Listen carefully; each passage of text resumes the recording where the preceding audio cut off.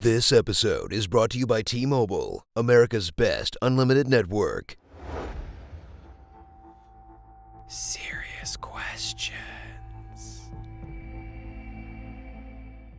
So if the Force is biological in nature, does that mean it exists in every species?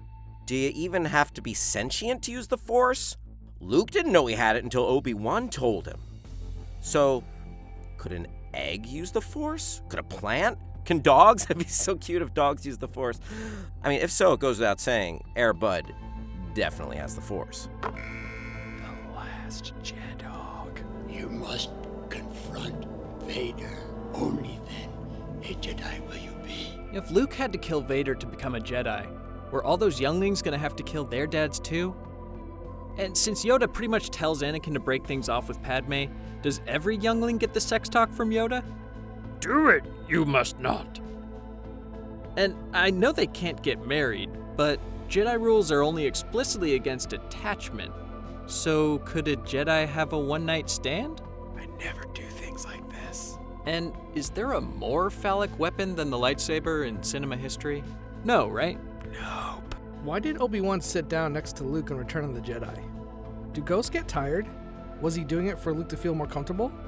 If so, does it take more concentration for a ghost to sit convincingly on a log without his legs disappearing? Or was Alec Guinness just a tired old man? Hashtag ghost facts. Who was going to buy those Rathtars Han Solo captured? I'll bet that dude was into some weird stuff. What exactly happened when Yoda sent Luke into that cave on Dagobah? Was it a vision? Did Yoda slip something into Luke's soup? Is it always Darth Vader in that cave? Is the Vision Quest always part of the Jedi training? Like, did Obi-Wan Kenobi have to fight Darth Maul in a cave at some point? And then, did all the makeup and tattoos and stuff run off Darth Maul's face and reveal Obi-Wan's face underneath? Regardless, I think it's pretty clear that Jedi visions are very on the nose. Joseph Campbell. Why does Obi-Wan hide his identity as a Jedi Knight without changing out of his Jedi robes? I've been in this fight since I was 6 years old. Did the rebellion really hire a 6-year-old Cassian Andor? Was he a baby genius? What's the rebellion's policy on child soldiers anyway? Did the Empire make a viral video about Saw Gerrera that's like their version of Coney 2012? Oh, I forgot about Coney. Wedge Antilles helped destroy 2 Death Stars. Was he pissed Lando just showed up after snitching on Luke and became a general? He's a protocol droid to help Mom. Why did little Anakin think a protocol droid could help his mom with hard labor? She's literally a slave. She doesn't need to translate anything. If Darth Vader doesn't have a Bacta tank handy, does he just have to use lotion?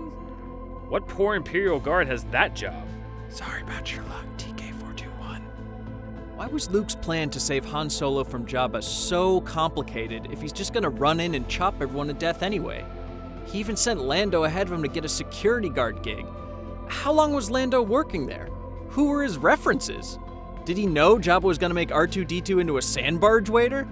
Did he and R2 practice the diving board maneuver before they did it in real life? And if Luke planned all this out so thoroughly, how did he not know about the giant trapdoor under his feet? Why does Luke keep getting tricked into falling into holes? Luke out below. Why is Dexter Jetster running a 50s nostalgia diner on Coruscant? Is being a weapons expert his side gig? Or is running a 50s diner his side gig?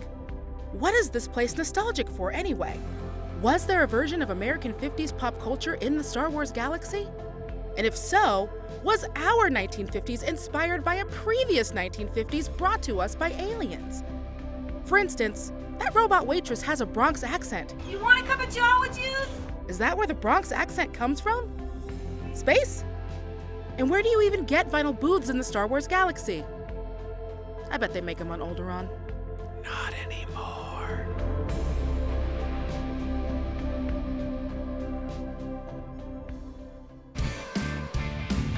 This episode was brought to you by T-Mobile. Switch to America's best unlimited network.